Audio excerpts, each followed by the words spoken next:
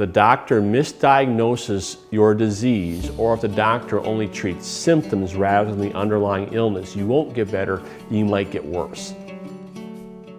And notice it doesn't matter how much the doctor loves you. It doesn't matter how compassionate the doctor is. At the end of the day, if the doctor misdiagnoses what's wrong with you, that's not a neutral event. You won't get better, and you might very well get worse. We constantly are chasing systems and managing symptoms rather than getting to the core issue of the human condition. You have to make a long-term commitment to a people and a culture to see a long-term change. You can disperse all the aid you want, but the reality is the next day those people are hungry again. It doesn't change their well-being.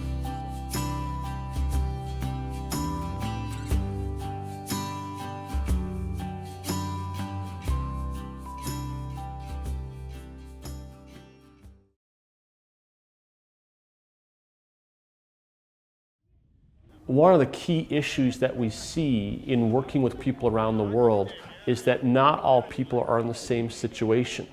There are some people who are actually completely incapable of helping themselves. In that moment, relief is the appropriate intervention. Relief is a handout. Relief is literally providing something for somebody that they cannot provide for themselves.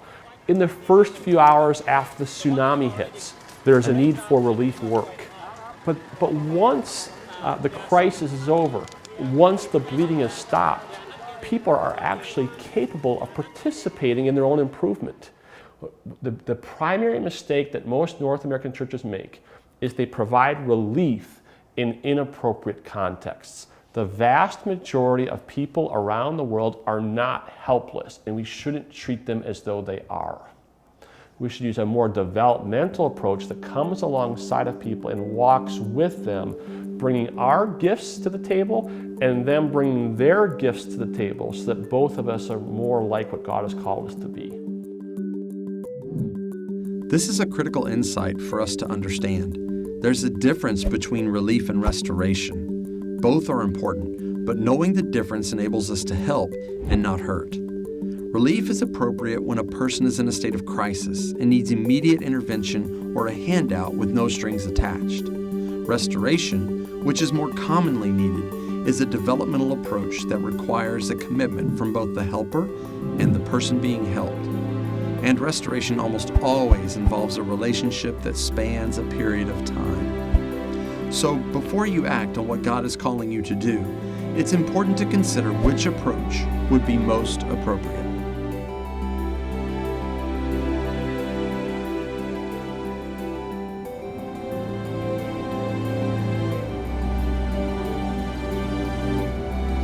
I think, like myself, we've made a lot of mistakes in this realm of doing mission work.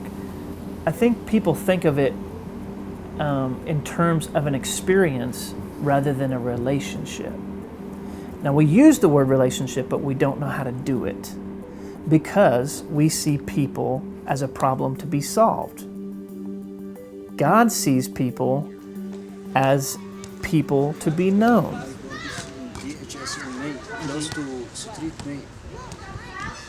So it's over this way?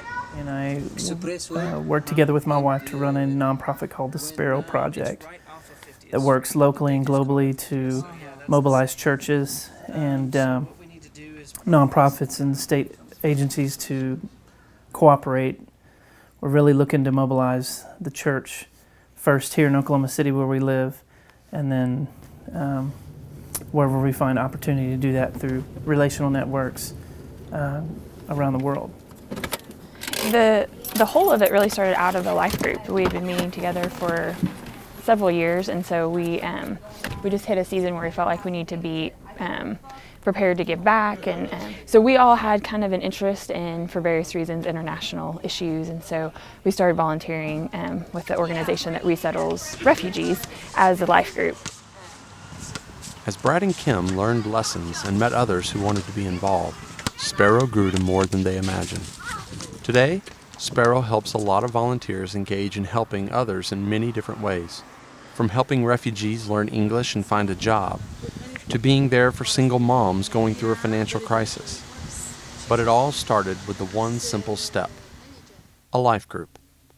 Friends that decided to volunteer time to bring support to refugees in their own community. And so out of this was born the Sparrow Project, kind of a hands-on, more kind of a personal ministry really with refugees, at the same time bringing awareness to living a missional lifestyle instead of just doing mission projects. How do we mobilize people into living their lives in a way that engages the poor and under-resourced communities where we live and abroad?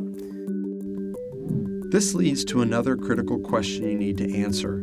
How and where should I become involved? One approach is to become involved in a direct, hands-on way, which means you are personally involved in the life of another person who has need. You know them by name, and they know you by name. Another approach is to become involved in a more supportive or indirect way, which means that you are supporting those who are called to the front lines.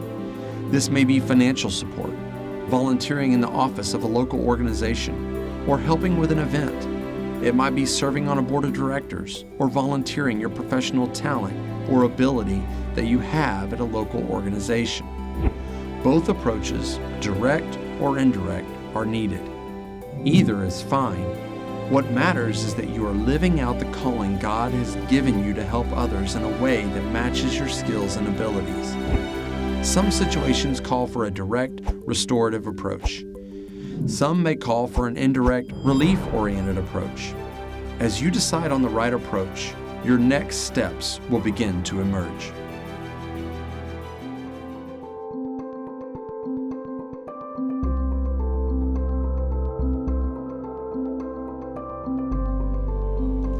Okay, Darian, you're going to be down next, right there. All right, I want to see you score when you get out. 20 seconds. All right, break, start over, Curry-on. If you pin him, start over. In the early years of my life as a follower of Christ, and learning to think godly instead of worldly, I certainly learned that you had to get out of yourself and you had to really care a lot and do a lot for others, enable for God to do His work in you and through you and what He has for you. Get better. Let's see your shot. Let's see it. Let's see it, Christian. Let's see a good shot. Let's see it, Christian. Christian. We started at September of 2008.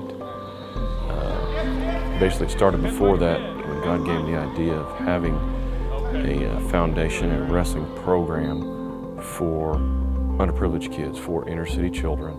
Teaching these children to be champions in life is really what it's all about. All right, don't miss practice. Be a good partner. Be a good partner. That's how you get better. Being a good partner. All right, I've talked real long. So what are some of the challenges that you see families that you're working with facing? The families that we work with just have extreme challenges after challenges after challenges. They've just coped and coped and coped and coped and coped in so many different areas that they're now, it's so tough. You wrestle guys that are strong. You wrestle guys that are really older too. Relationships is really everything, and that's the first two words of our mission statement is building relationships. And that's where our leadership, our mentoring, and our coaches, that's where it's so important, is that step right there and just building relationships with these children and their families. It's all about relationships. Tyler's wrestling program has a lot of volunteers who help at wrestling practice or with homework on tutoring days. Being an experienced coach or having a lot of academic knowledge isn't required at all. The one thing that does matter is being there, because it is relationships that matter. For God to really use you, it does take some commitment, I believe, to do things long-term in relationships. And through relationships, you help people learn to restore their relationship with God, and that's the only way to have permanent, long-term change. Anything else is just temporary. God is fundamentally a relational being. He's three in one. Father, Son, and Holy Ghost exist from all eternity in relationship with each other. He's wired human beings in His image. We're made for relationship. If poverty is rooted in broken relationships, then it's going to take relational approaches to address that. It's going to take people walking side by side across time in serious, heavy-duty relationships. There's a reason that there's a million nonprofits and the problem isn't solved, because, I mean, it's common sense, but it's also statistically proven that a relationship is what's going to pull you out of a state of crisis. It's a relationship. It's not an experience. It's a relationship. It's a relationship that drives change. And yet in all of our efforts, we miss that fundamental element in our actions. Broken relationships is what it boils down to. It takes effort and a long-term commitment. And oddly enough, it's the very thing we were designed for. But we're left asking ourselves something as well. How do we engage in long-term and restorative relationships with people who are thousands of miles away? What does that even look like? Through the sciences of transportation and communication, we are able to exchange not only our ideas and achievements, but the material treasures of the world as well. Our goal must be mutual trust, mutual understanding, mutual respect, so that our most distant friends will know how to live with us and we with them in one family of nations on this shrinking world. If we are going to minister globally, and I do think we're called to do that, again, we are called to do something, but how we do it matters. The first thing I want to do is assume that Jesus Christ is already there. He's been working since the foundations of the world. Whether or not he's recognized by the local people or not it depends on whether or not there are believers there or not, okay? If there are local believers there is absolutely no question that our primary function is to get behind the local body who's already there. Look for the local church. Ask, how can you get behind the local church there? How can you support what God is already doing there, as opposed to assuming that there's nothing going on there and we're going to bring it all in? And then the question would be, how can we get behind that person on the ground?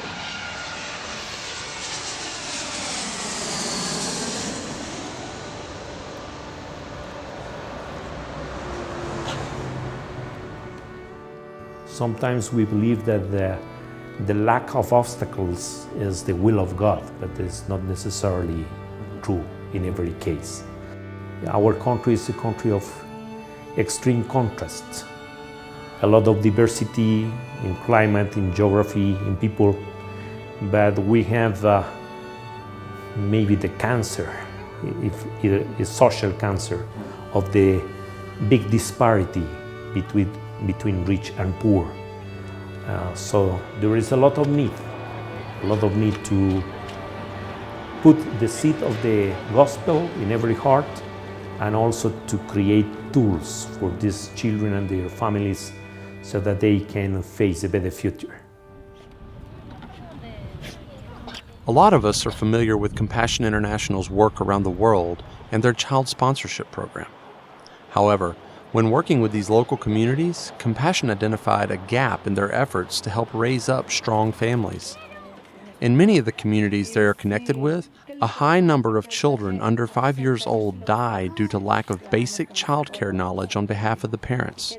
In response, Compassion started what is called the Child Survival Program, or CSP, a program designed to assist mothers of at-risk infants and toddlers by helping train them in family development. Today, Compassion is doing this in over 400 communities worldwide, and their avenue to do so is all through the local church. The CSP has been working here for 3 to 4 years.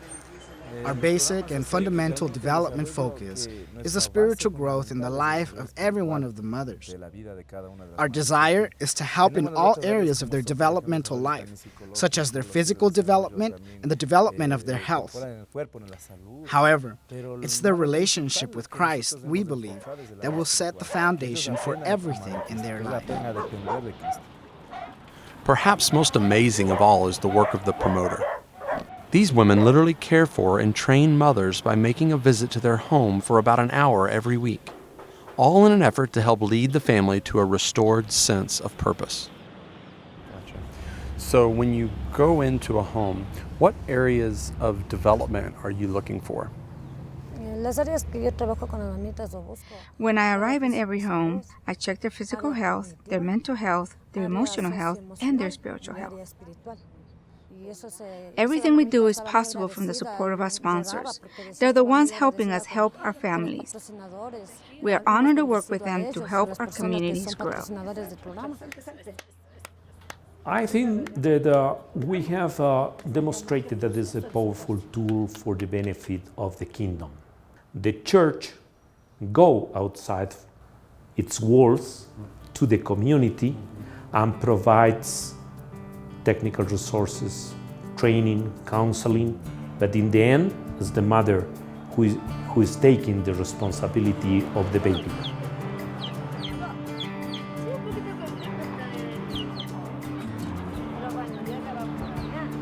We have to be cautious from the American mindset that we are the messenger of the gospel to the world, when the fact is God is at work all over the world.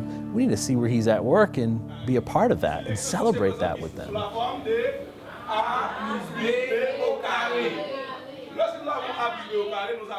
Through New Missions right now in Haiti, we have over 10,000 children that are being educated in our schools. And we have had thousands of children graduate through our high school that are now in the workforce, that are serving in Haiti, that have careers and jobs that are giving back to their communities, and families are able to care for themselves and find a new life right where they were born. And it's really at the center of that is the gospel and the establishment of a local church. New Missions began in 1983 when a school and church were started in a small seaside Haitian village. Today, New Missions has an elementary school and church going in 26 villages. Each school has the capacity for every single child in the village to attend. So how does New Mission decide where to start a new church and school? They start by identifying a Haitian leader with vision and capacity to do so. Then the organization gets behind that leader. As a result, New Missions help turn a local passion into a Haitian-led movement. You can't develop a long-term relationship with people on the ground by parachuting in for a week and leaving. You can't do it. What you can do is develop a support system for the people who are working on the ground. Support them, encourage them, get behind them, and let them articulate what role you can play. And so it might be identifying some indigenous ministries, some indigenous churches, and asking the question, what can we do to walk with you across time? We can have an aspiration to show up and be that agent of change, but there may already be a man or a woman on the ground that can be that agent of change and probably be more effective culturally, be more effective from a language standpoint, be more adapt, from an environment standpoint. And that's a challenge of an assumption that, I could be super significant if I go into the uttermost parts of the earth, but God can send you there through someone still, and that can make a world of a difference. We have 331 children in the school, and we teach in 2 sessions, both in the morning and in the afternoon. I serve as the pastor and the school director for the mission. We know that it's not easy for the families in our village. There are many challenges in each child's life. The cause of the economic problems for everyone is complicated, but in all situations we give thanks. When a child doesn't attend school, there's a greater risk of poverty in the family. There's no development. But when a child comes to school, they learn, find food and eat. It's a great advantage for the entire family because the child's life is changed and they can contribute to the family's well-being because of their education.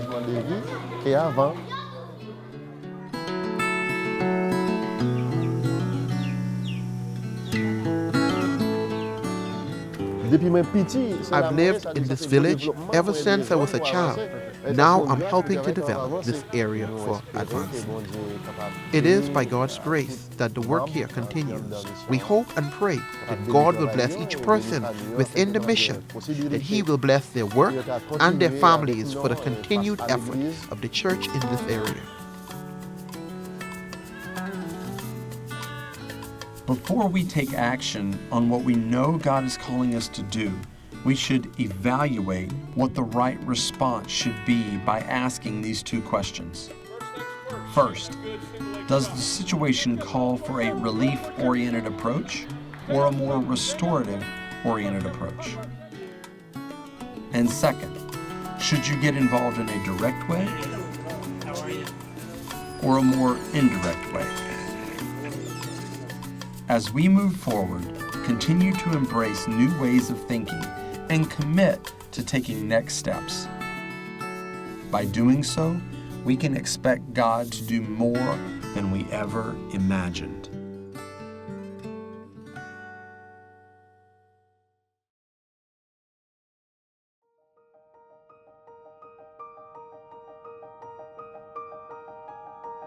If you walk up to a person and say to them, in essence, what's wrong with you, you're exacerbating the very problem we're trying to solve. So I would look for organizations that use an asset-based approach, that start off with the goodness of creation, that start off by assuming that the people in that community are what Scripture says they are. They're people created in the image of God who have dignity and worth and capacity. Start with that. And so an asset-based approach literally says to people, what gifts do you have? What are you good at? What skills do you have? What abilities do you have? What are the good things that are already happening in the community?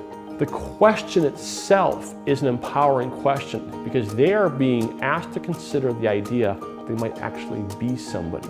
They might actually be something.